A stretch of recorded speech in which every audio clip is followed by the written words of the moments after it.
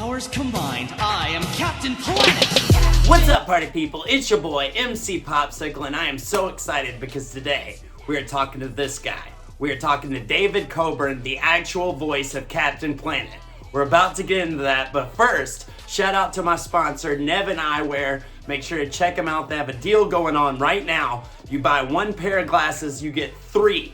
Make sure to put in the code POPSICLE at checkout. And now, let's watch the video. What up, party people? It's your boy, MC Popsicle, and welcome to Weird Interviews.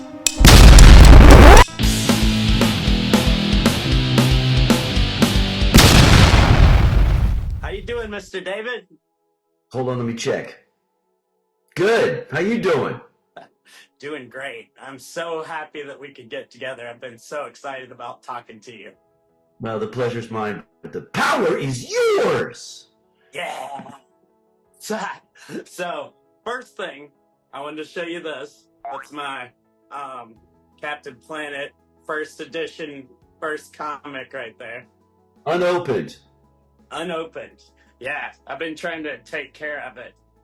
Were you ever into comics when you were younger? Yeah, but long before I became Captain Planet. Oh yeah. What kind of stuff did you like? What superheroes were you interested in? If I didn't become a doctor, a veterinarian, or a professional actor, I wanted to be Batman. Agreed. Yeah.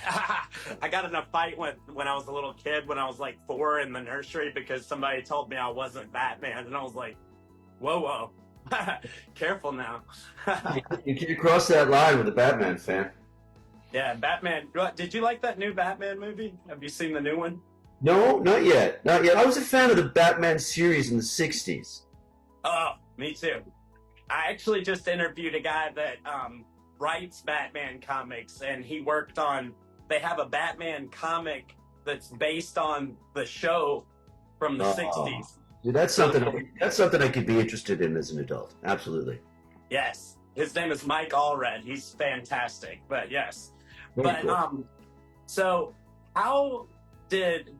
before we get to anything else, how did Captain Planet start as a concept? Like, how did it get going in the first place? Captain Planet was the brainchild of the showrunner. Her name is Barbara Pyle, and she is an active environmentalist and a documentary filmmaker.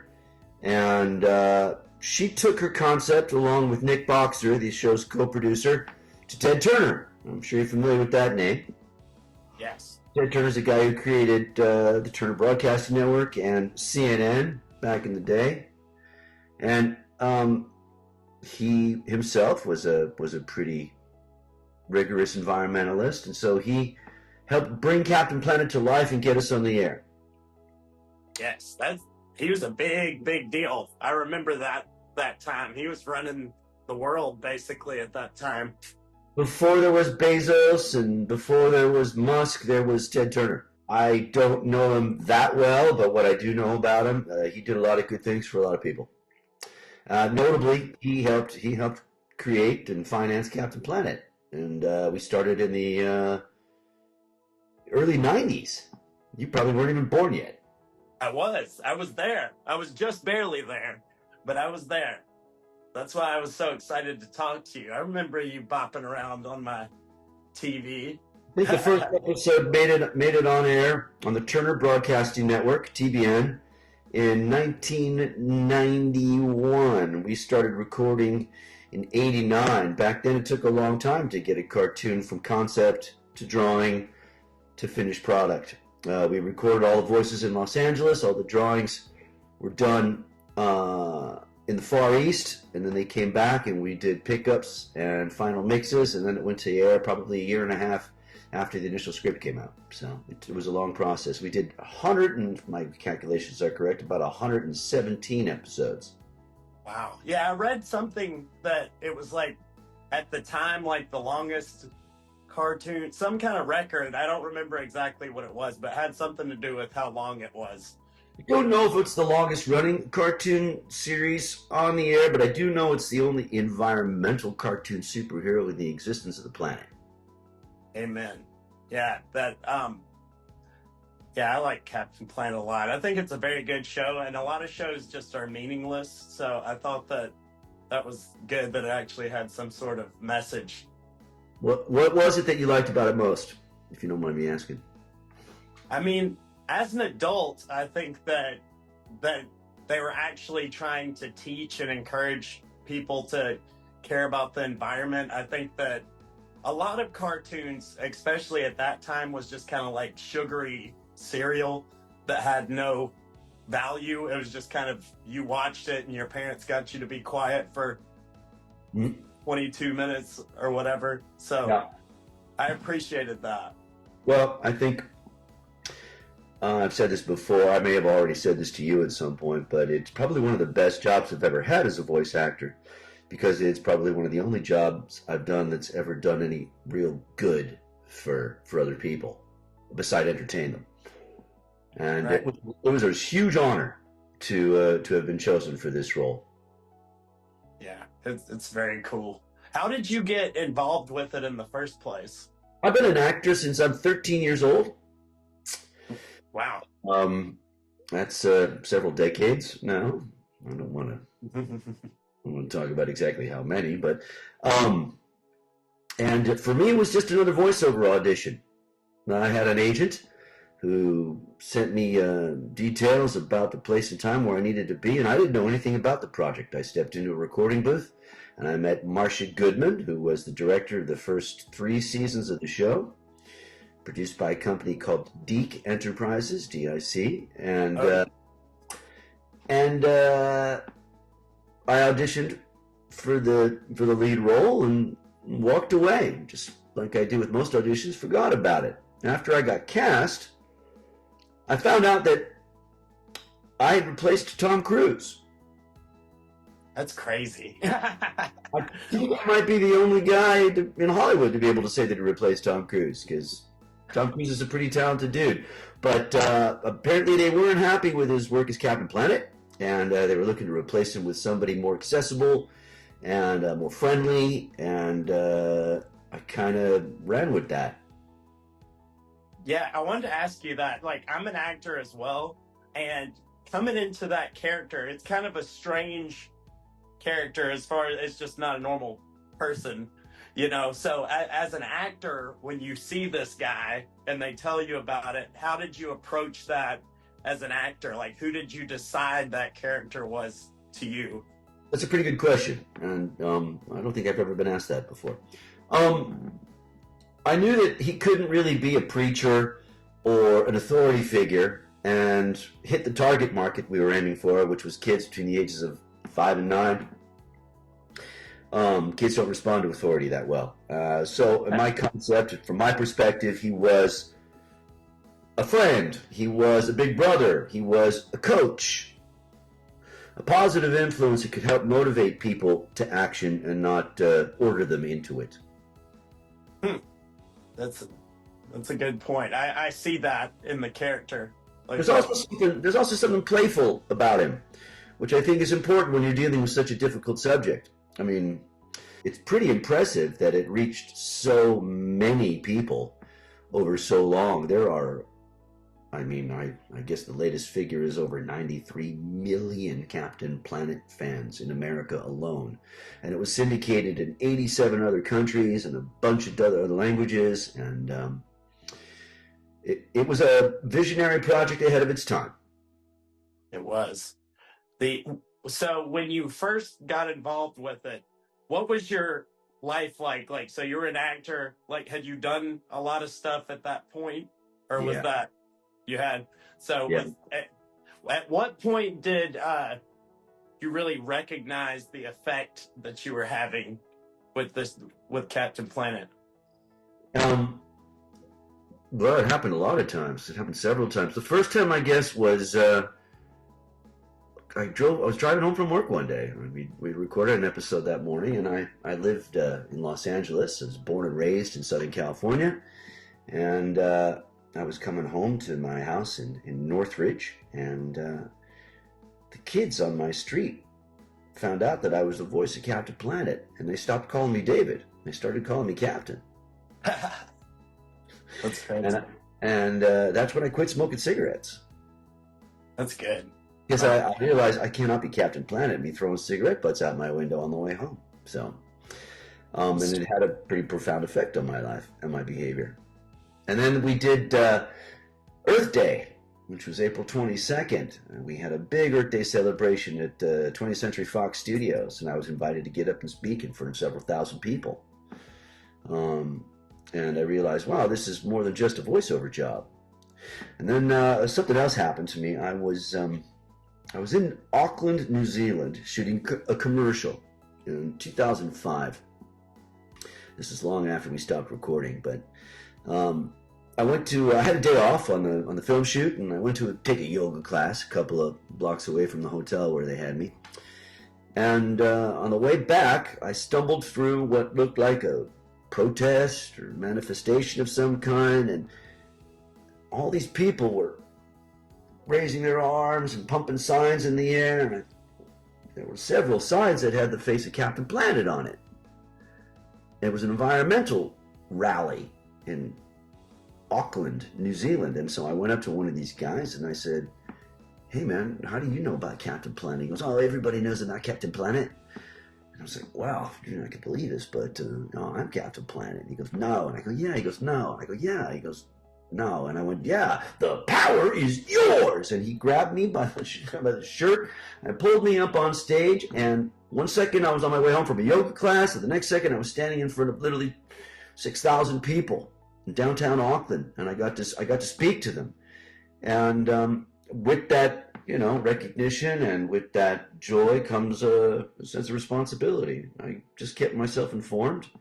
I kept myself active, and I tried to do good wherever I could. I spent better part of 2006 and 2007 talking to kids between New York and Florida about what they could do to help contribute to the solution, and trying to empower the nation's youth to activate, because I realized that kids are the only population on the planet not motivated by profit.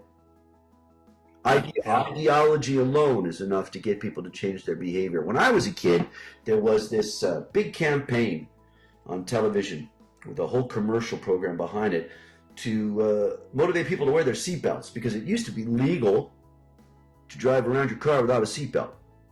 And they changed the law, and to get people to comply with the law, they created this advertising program. And basically, the commercial was kids sitting in the back telling their parents to buckle up. Because we don't need any other reason to do the right thing except the fact that it's the right thing. Yep, that's good. Yeah. So another weird side effect of your show is that there were a lot of people from all walks of life, but a lot of really high-end walks of life that wanted to cooperate with you guys, such as, actors and presidents and all that type of stuff. You had a lot of crazy co-stars on the show, and it's like, what are these people doing here? What are some that really stood out to you, these people that would come in to do these parts? What? Well, that had to be shocking. I and the Planeteers were some of the least famous people involved in the show. So it was a real honor to work with people like Whoopi Goldberg, and Jeff Goldblum, Sting, and Meg Ryan, and Tim Curry, Dean Stockwell, Ed Asner. These people all gave their time for minimum wage. Nobody got rich off of this. Everybody was lending their voices and their energy to this project because they believed in the message that it was carrying. So we recorded a lot with celebrities. Martin Sheen. I got to work with Martin Sheen, and he actually had the voice of Toyota. In fact, he was the voice of the campaign of Toyota. And I said, "Hey, Martin, do you think I can..." He said, "David, do you think I could do the voice of Captain Planet?" And I said, "Well, you're capable, but I'm not giving it up. You think I could have Toyota?" He said, "No way, man." So, but it was a beautiful experience to be in the same room with these people and sit around the table and read this script and act shoulder to shoulder with a lot of actors I respected. It was a huge honor. Yeah, I bet that would be really cool. Of all the people you mentioned, gotta say, my absolute favorite, Tim Curry. I love that guy. He He's the best. he never missed one session. Like some of the celebrities recorded on their own after the first season because their schedules didn't allow them to show up when we were doing our work together as a cast. But Tim never missed one. I mean, if he was in the country, he was there, and he is a very generous, accessible, beautiful, talented human being. I love this guy's work ever since the Rocky Horror Picture Show, and he played Mal, the voice of the evil computer that belonged to Dr. Blight, was played by Meg Ryan. Yeah. The so of all the bad guys, you had a lot of really cool bad guys in the show. Like I really enjoyed that aspect of it because they really put something into they're very interesting. You know, Josh, every good hero's got to have a good villain. Right. That's true. I mean, Stronger stronger the villain, the stronger the superhero. Right. Do you have a favorite or a couple favorites? Who do you like the best? Ed Asner played a character called Hoggish Greedley. Mm-hmm. The pig-faced guy who was into raping and pillaging the earth, and he took great delight in being such a... And his son, Matthew, was a buddy of mine from Hollywood. We both performed on the same TV show a couple of times. And he's just another generous guy. He'd show up with a towel around his neck. He's always coming in from the gym. He was, I find or have found in my career that the more talented somebody is, the more generous and kind and approachable that they are. And Ed's a brilliant actor. Was a brilliant actor. He's been gone for about 5-6 years now. But he was a great man. He was a great man, and he had a lot of fun creating this character with us. Jeff Goldblum played Luton Plunder? No. Mm-hmm. Yes, Luton, was it? No, James Coburn. James Coburn was Luton Plunder. Who's the guy that looked like a rat? I forgot his name. Rat. He lived in the sewers of New York City. Jeff Goldblum played that guy. I know what he looks like. I played the video game yesterday, and so I know who you're talking about. I can't believe it. I've never seen that before until that message that you sent me. I didn't know that existed until yesterday. Yeah, they have one for Nintendo, which is the hardest game I've ever played in my entire life. Like it's so hard. But there's a lot more accessible one for Sega Genesis, and right. like I was playing that one yesterday. They're fun. They're pretty cool. You should check them out. You still have a Nintendo and a Sega Genesis in your house? Well, I get them online, and then I can play them because I love that kind of stuff though. But it's easier to just buy them online and then just play them.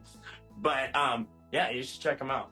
I was into video games for a while. In early 2000s, I got a job in New York City. I was in Saturday Night Fever on Broadway.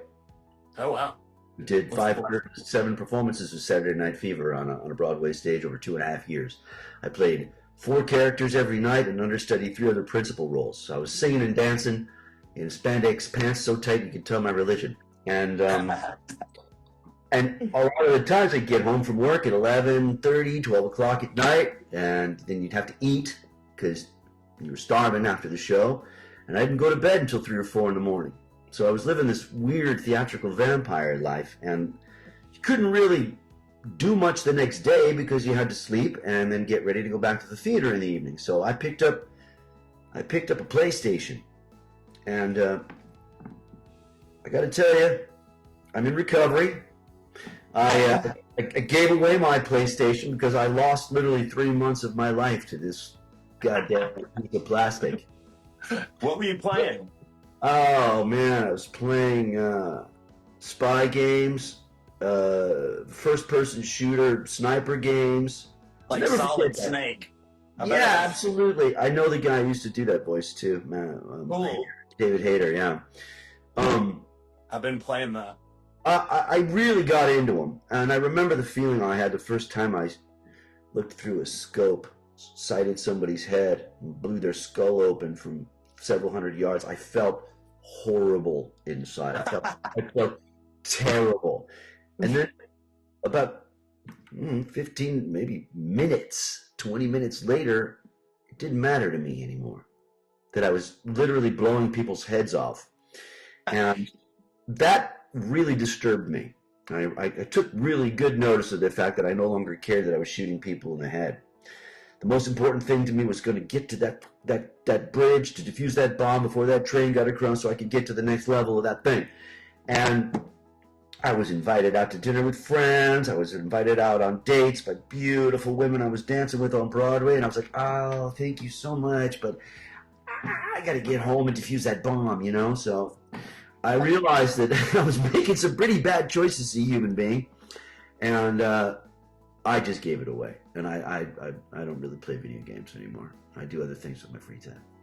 I get that. I was like that for years, and then I went through that breakup that I was telling you about that is gonna happen again, I guess. But I was like, you know what? I have a little extra time on my hands, and I'm just gonna try to play some games and see how I feel about it. And what happened to me is I was struck by how much art that is. Like that's so much talent and passion and art put into those games, and it's just like a functional painting or something. You know what I'm saying? I hear you, man. I've done a lot of voices in a lot of video games, Manhunt and Grand Theft Auto, and since I moved to Europe, I've been in Beyond Two Souls, Heavy Rain, Detroit Beyond Human, and I've done motion capture, and voiceover, and it's a powerfully creative. What was the other one? Wildlands, Ghost Recon Wildlands. Wow. Yeah, that seems fun. I played the lead character in Ghost Recon Wildlands, and I did some comic conventions promoting the game, and you know, the army of people assembled to make those open world video games is truly, truly impressive. It's programmers and artists and story writers and sound designers and consultants. You'd be shocked how many floors completely full of literally hundreds of people on each floor are sitting there at their computers making that stuff possible so you can roam around that wheel with your thumbs. Right. And I was talking to my dad about this the other day. Like, if you really think about it, so some of these games have like $100 million like price tags to make them and stuff. So you're getting about 100 million, but yeah, it's up there. But they also, you know, I think Ghost Recon cost 11 million to make, right? Wow. But they sold $19 million worth of games before the first version came out. Wow. Yeah. So See, yeah, that's what I was saying is like, you're getting something that cost $11 million for $60 because like the development cost of that is that much money. So you're really getting something that is worth that much. If you Let me just remind you and everybody that likes to watch your content, we didn't make any of that. Oh no. No, the actors are at the end of the food chain in the video game world, and it's one of the reasons I remember I told my agent in Los Angeles I didn't want to do it anymore because I was screaming my voice off and pretending to be possessed Mexican killers and like you know I was just doing crazy stuff and I was just making peanuts. So I felt like it was a little bit exploitative. But here in France, it's a little bit more exciting, especially when you got the mocap suit on and you get to play several characters. There's a game called Beyond Two Souls I did with then Ellen Page and Willem Dafoe, in which I played 11 different characters. In one scene, I'm an old man with a cane and a young teenager beating the crap out of the same guy. So you get to wear a lot of hats, you get to do a lot of cool things, and you get to play characters you wouldn't otherwise be cast for in real life. So yeah, it's pretty fun. Yeah, that seems really fun. There's something else I wanted to ask you about Captain Planet. I was wondering if there's some like facts or like lore or something that you could let us in on that maybe not the average person would know, either about creating it or something about I've kind of been wanting to know more about Captain Planet's origins? Because like there's a little bit on it, but I was just wondering if you knew any more about that type of stuff than anybody else, or I figured you might know something. I don't know much about more than you do about Captain Planet's backstory. I know that he was born on Hope Island, Yeah, I and didn't know that. and his mother is Gaia, the spirit of the earth, and he is the combined powers of everybody else, which was a pretty powerful teaching concept. He himself has no powers without everybody else's collective participation. You've got the five elemental earth, wind, fire, water, heart, and the kids from all over the world. This whole concept was designed to make everybody feel included. And, it also teaches the power of collective action. And when I was talking to kids about their collective power, I used this analogy. I said, imagine a bathtub with 1,000 holes and it just leaking water everywhere. If you're a normal person with 2 normal hands, you got 10 fingers. And you could plug up 10 holes, but you still got a lot of holes spraying water everywhere. But if you get 1,000 people with one little pinky, the leak stops. And people sometimes underestimate the power of combining their power to solve a problem larger than their own limited ability. And I really like that part of this show because I learned that concept while doing this role. Right. Yeah, they really did have to take care. They really took care to put those ideas in the show. They did it very carefully and very gracefully, and it was really well done. I agree with you, man. I think it's a rare product and a unique piece of animation, and I know a lot of people would like to see Captain Planet come back. Well, I'm waiting on you. Yeah, me too, bro. I've been trying for a while, and there's currently some conversations going on with the show's creators. I spoke to Barbara Pyle last week, as a matter of fact, and we're looking for a way to modernize the brand and bring Captain Planet back to the world in a more evolved and more accessible version, trying to target a wider demographic of people than the first show did. The first show came out at a time when people didn't even know what the word environmentalism meant. And now we're starting to see globally the effects of climate change and a lack of environmental stewardship and responsibility. And I told Barbara, I think we need to reach to, people older than the first show tried to reach.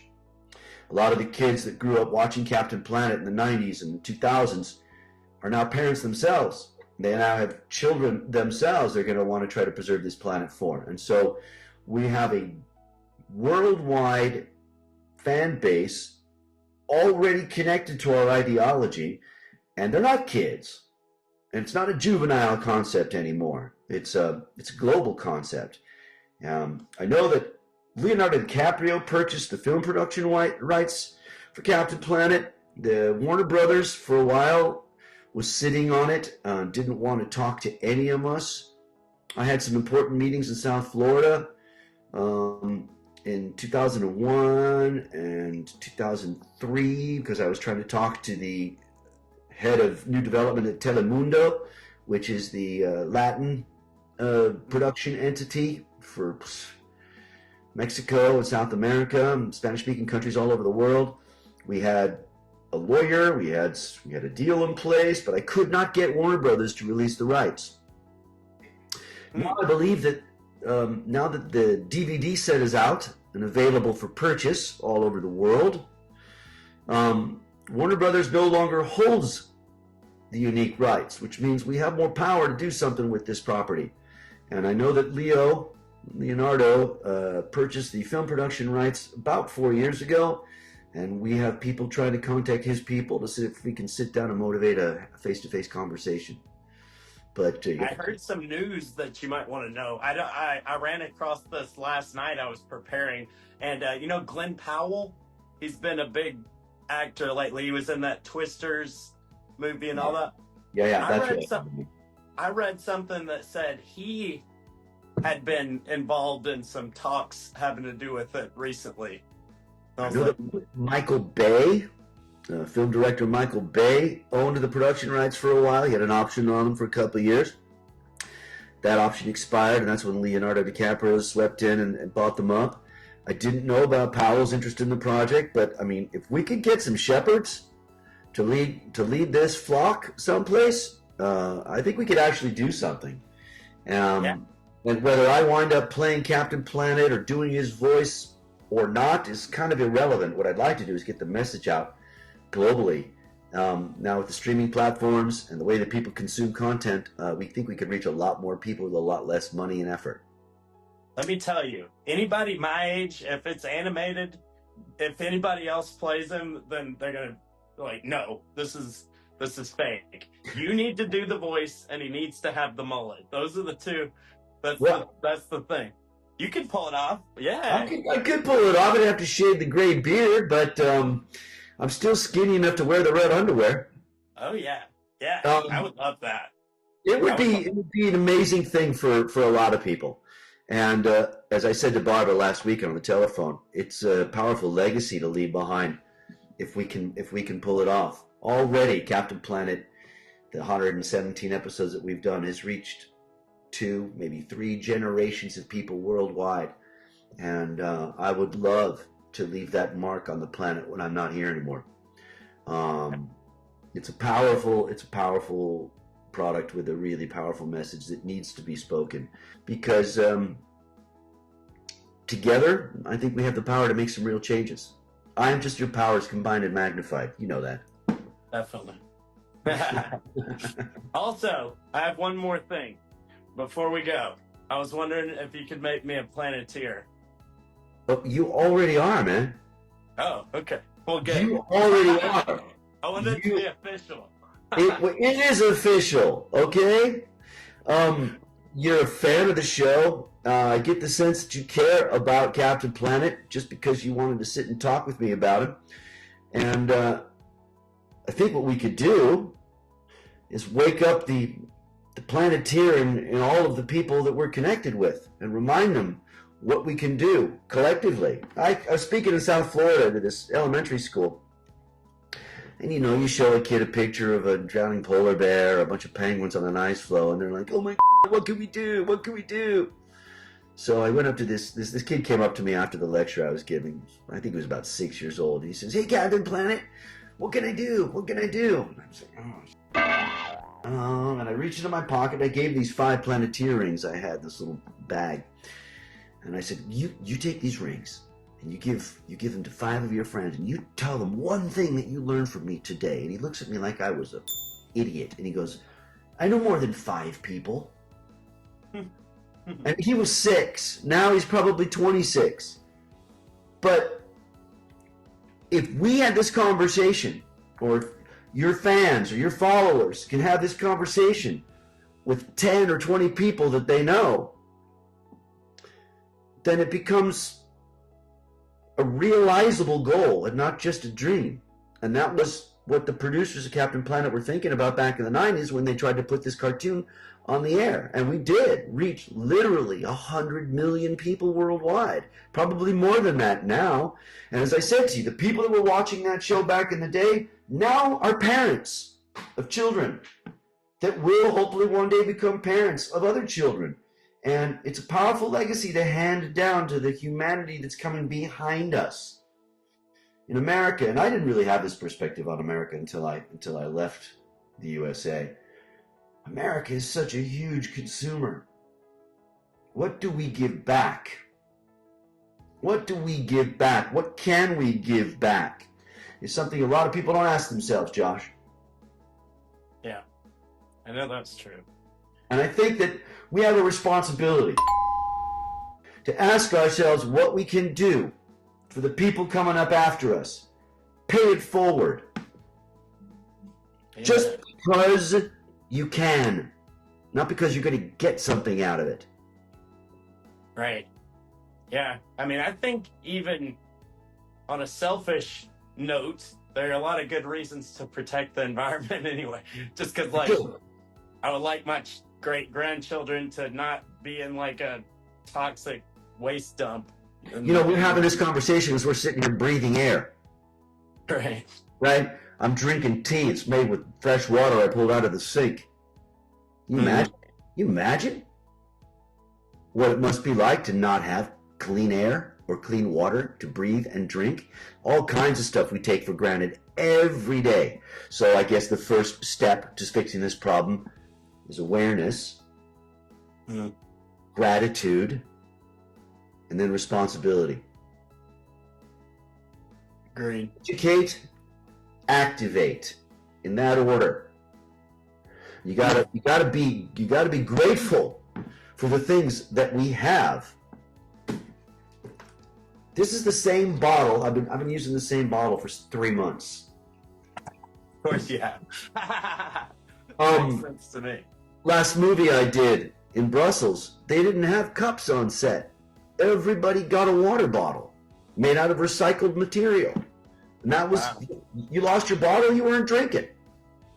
That was another thing that I learned when I was researching this, because I was like, kind of interesting that Captain Planet makes all the toys and stuff, because that seems not probably good for the environment. They thought about that, and they got renewable stuff to make them out of and all that kind of stuff, and they actually most of those toys aren't made in America. Most of those toys are made in China by huge production firms that are shipping them over in giant tankers.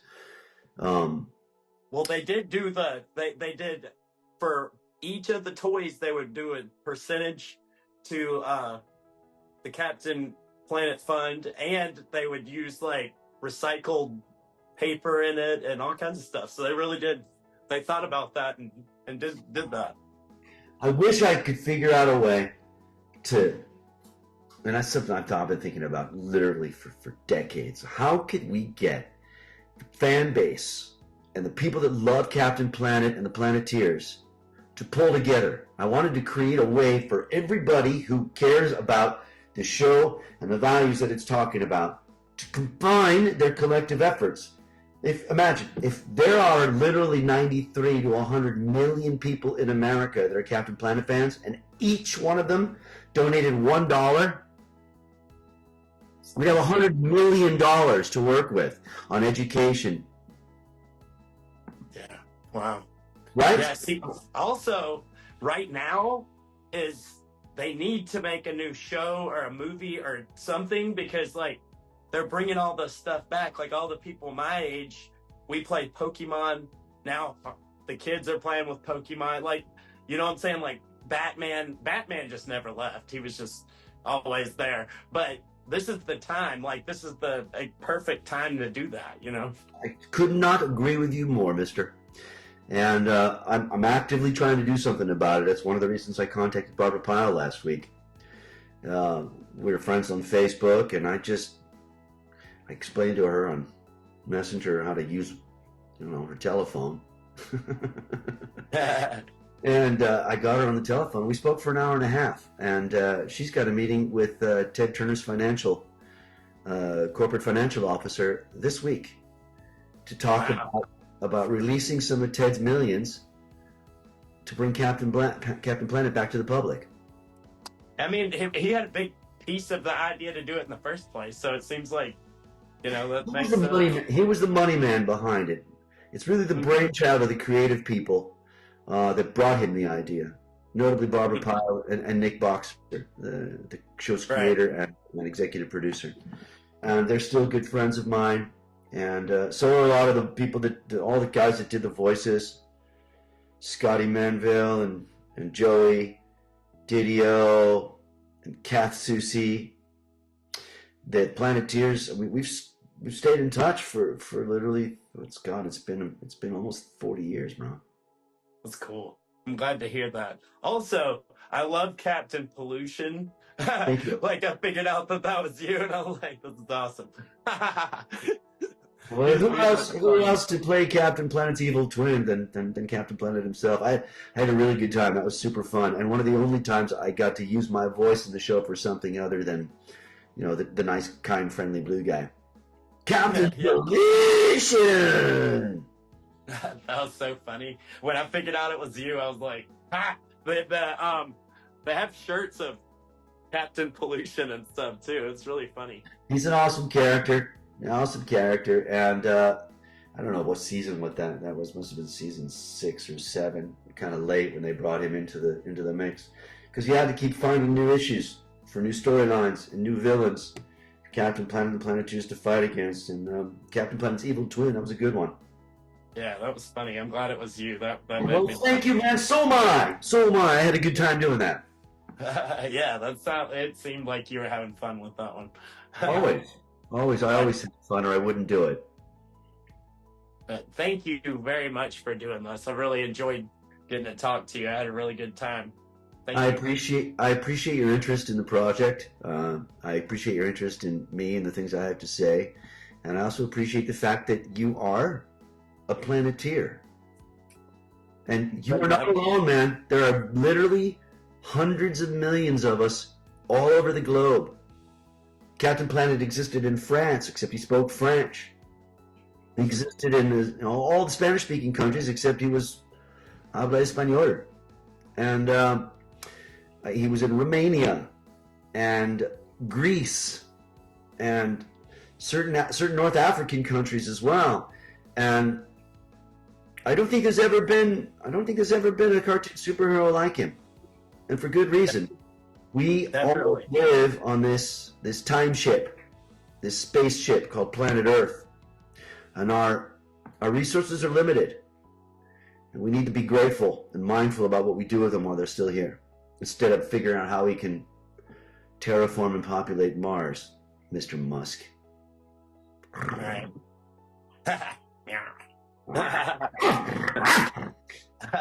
That's pretty good. I've been paid very often to be the voice of a dog. I don't know if I should be proud of that or not, but it's true. Well, thank you, and I appreciate you. I love Captain Planet. Love you. I think you're great, and I'll talk to you soon. I'll let you know whenever I get this all I'd cobbled love to see what it looks like when it's all cut together. And just so you got a good cut point, I just want to thank you for having me in your life and on your show. The pleasure is definitely mine, but the power is yours. And that's about it, everybody. Thank you so much, Mr. David. It was a pleasure talking to you. Thank you guys for watching. Make sure to follow the page, MC Popsicles World on Facebook. And now, a word from our sponsors. First thing is I would like to give a very special shout out to my new sponsor, Big Ideas Consulting. Make money and grow your business the smart way with Big Ideas Consulting. Please check out Ramicus.com for all the MC Popsicle merchandise. We got buttons, shirts, phone cases, posters, everything. So make sure to get on over to Ramicus.com and get you something. Stop! Before you do anything else, check this out. This is a vintage 90s Ninja Turtle figure that was modeled after the turtles from the movie. I love it. And this is a newer turtle figure. I also love it. You should go to the Toy Stash on Instagram and follow them. They have vintage and new toys. And if you're a toy collector like me, you need to know about them. Follow them on Instagram right now. Another thing you need to do is check out Step On It Rugs on Instagram. They are insane. They made me an MC Popsicle rug. Anything you can imagine, they can make a rug for it. Hit them up. Also, shout out to my shoe sponsor, Solsfing. They make amazing future sneakers that are just bananas. Please follow them on Instagram. You will love their selection.